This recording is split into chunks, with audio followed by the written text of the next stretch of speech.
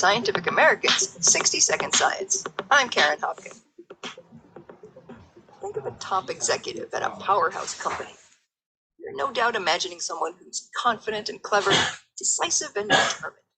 And though it pains me to say it, you're probably picturing a man. The sad thing is, you wouldn't be too far off the mark. Around only 7% of S&P 500 CEOs are women, despite women making up 50% of the population. That's Asher Lawson, a graduate student at Duke University's Fuqua School of Business. He says that one way to even the playing field might be to change the way we think about and talk about leadership. And he and his colleagues have found that organizations are more likely to describe women using words that are typically associated with achievement if they have female CEOs. Their findings appear in the Proceedings of the National Academy of Sciences. Gender inequality has been deemed the greatest human rights challenge of our time by the United Nations. In our research, we're interested in specifically some of the factors that perpetuate these gender inequities, as well as the downstream consequences of those gender stereotypes. To get at the roots of these stereotypes, Lawson and his team took a closer look at corporate speak and the words businesses use when referring to women. So we're really interested in language because it gives us this deep insight into how people are thinking about women in a way that doesn't rely on them reporting it themselves.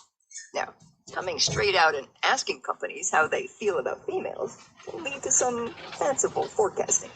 So if you ask organizations whether they believe in gender equity or whether they're interested in fairness, because of social desirability concerns, they'll nearly always say yes. To find out if businesses talk the talk and walk the walk, the researchers parsed the shareholder reports and investor documents of S&P 500 companies.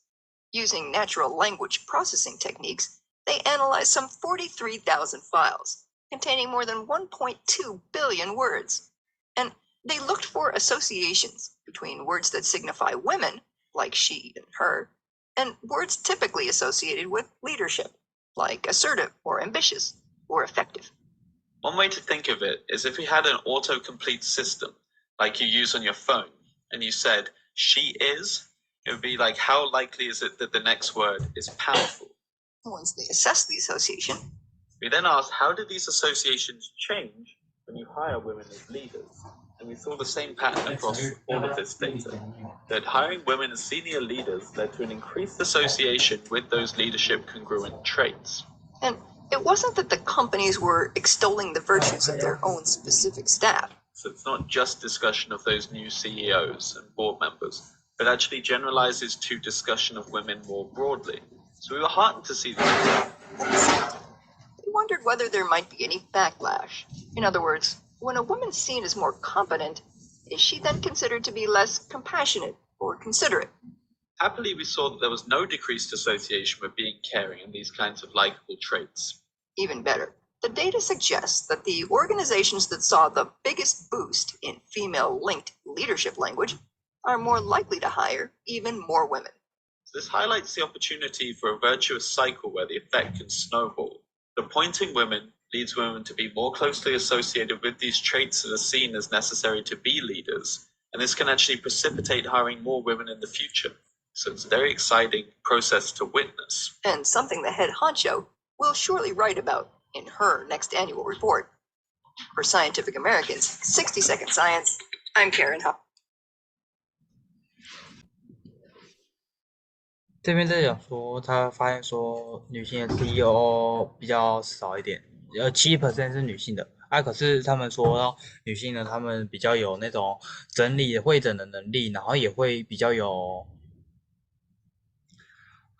会诊能力，还有比较 communicate 会跟别人讲话的那种语气。然后他们做了一堆分析之后，就觉得说女性的那个 organization 那个整理能力呢，可以大大提升他们尽职的方式。对，就是这样。OK，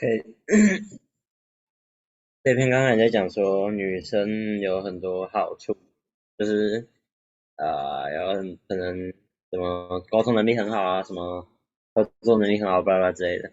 然后后来有讲到说，一想到女生就会想到很好一些关键字，就也都是很好的，所以呢，他们就找了女生来当 CEO，管理阶层的，然后可能发现变比较好吃。